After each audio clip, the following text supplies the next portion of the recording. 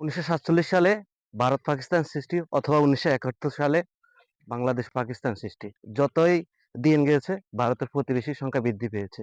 কিন্তু এই প্রতিবেশীর সাথে ভারতের যে সম্পর্ক থাকার কথা তাদের সাথে সে সম্পর্ক নেই। যত তাদের প্রতিবেশী বৃদ্ধি পেয়েছে তাদের সাথে তাদের শত্রুতার সম্পর্ক বৃদ্ধি পেয়েছে।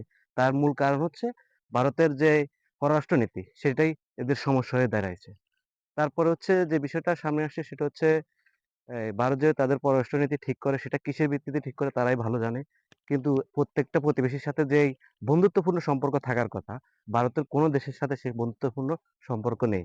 এখন পর্যন্ত ভারতের প্রতিবেশী রাষ্ট্র সংখ্যা যে ৭ টি, ৭ টির মধ্যে ৫ টি দেশের তার স্থলবেষ্টিত সীমান্ত রয়েছে আর ২ টি দেশ শুধু সমুদ্র সীমান্ত দ্বারা বেষ্টিত।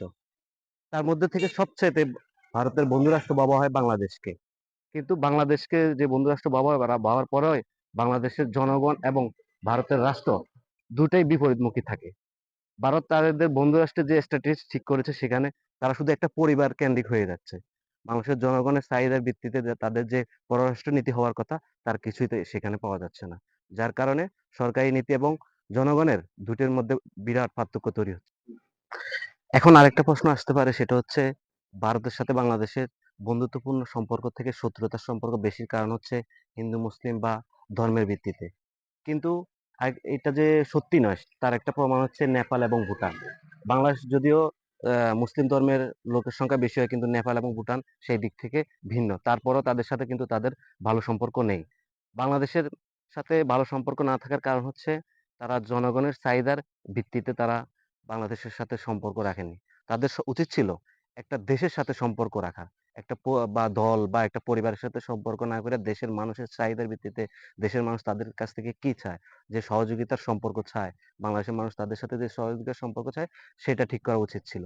কিন্তু সেটা না করে তারা পরিবার কেন্দ্রিক বা একটি রাজনৈতিক দল কেন্দ্রিক হয়ে যাওয়ার কারণে বর্তমান সময়ে এসে তারা বাংলাদেশ থেকে বিচ্ছিন্ন হয়ে যাচ্ছে।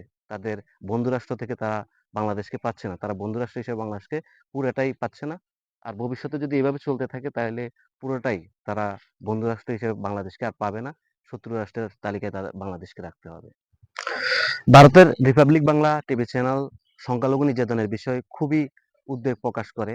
কিন্তু তারা যে তথ্য উপস্থাপন করে সেই তথ্য উপস্থাপনগুলোর মধ্যে সম্পূর্ণ ভুল এবং ভুয়া তথ্যও থাকে। তারা নিজেদের দেশের ঘটনা, অন্য দেশের ঘটনা, আগের ঘটনা, পরের ঘটনা সব একসাথ করে সংখ্যালঘু নির্যাতন হিসেবে দেখাতে চায়। তো এভাবে করে তারা ভারতের যে হিন্দু আছে অথবা বাংলাদেশের যে সংখ্যালঘু হিন্দু সম্প্রদায় আছে তাদের উপর তাদেরকে উস্কে দিচ্ছে এবং তাদেরকে একটা দেশের চক্রান্তে পরিণত করছে।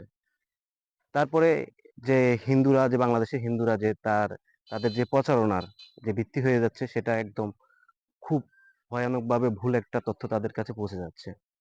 আর সর্বশেষ যে ঘটনাটি তারা করলো সেটা হচ্ছে বিভিন্ন বাঁধ, ফারাক্কা সহ বিভিন্ন বাঁধ খুলে দিয়ে বাংলাদেশকে বন্যায় প্লাবিত করে তারা বাংলাদেশের উপর একটা প্রতিশোধ নিতে চাচ্ছে।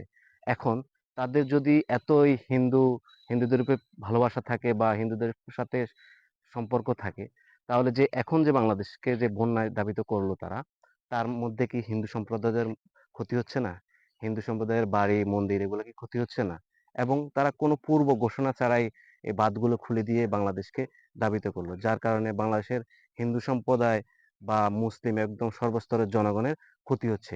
এবং এর দ্বারা তারা যে বাংলাদেশের জনগণের যে আরো শত্রু বাংলাদেশের জনগণকে যে আরো শত্রু তৈরি করছে সেটা খুবই মারাত্মক আকার ধারণ করতেছে।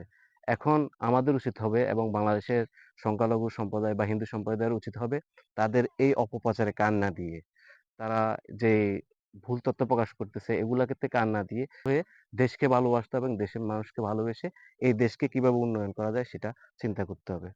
সবাই ভালো থাকবেন। ধন্যবাদ। আসসালামু আলাইকুম জয় বাংলা, জয় রাহমাতুল্লাহি ওয়া বাংলা। বারাকাতুহু।